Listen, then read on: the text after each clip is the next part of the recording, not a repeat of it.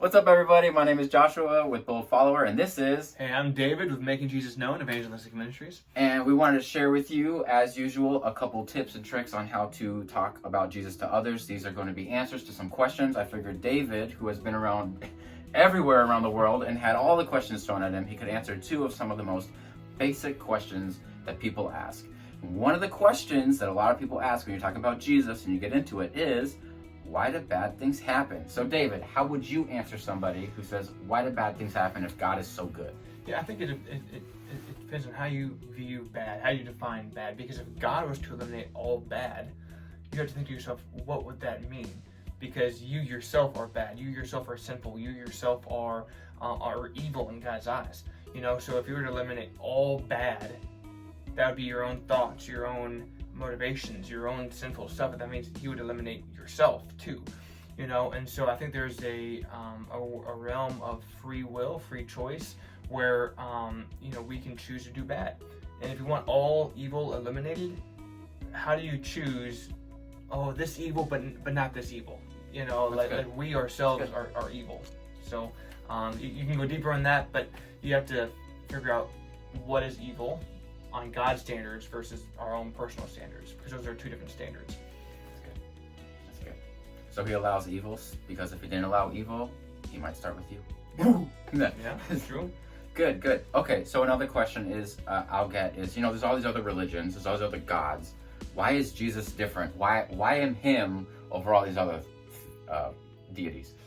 Yeah, the main thing that I would say is that Jesus predicted his own death, and he predicted his own resurrection, and then he didn't. You know, like there's all kinds of other gods out there, there's all kinds of other religions out there, but no one has ever said, hey, in X amount of time, I'm going to die, but in 3 days, I'm going to conquer death, I'm going to rise again from the dead. And then he did it.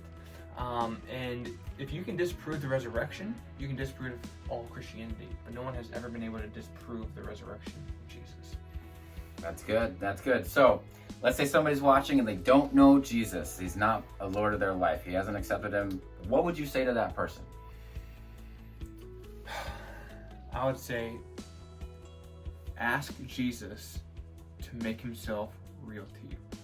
Just pray even right now. Say, Jesus, if you are real, make yourself real to me. And my friends, if you really want to know who Jesus is, he's willing to answer that prayer. He will answer that prayer, actually. You have to be willing to surrender your entire life over to Jesus once he does.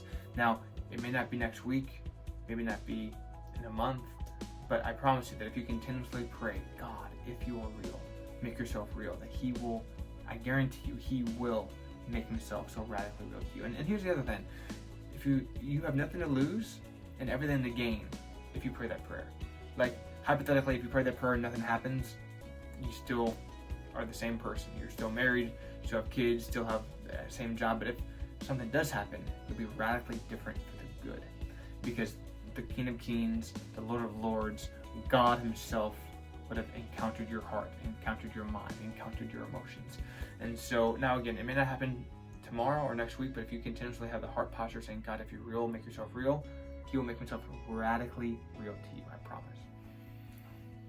That's good. You should be an evangelist. Yeah, I thought about it.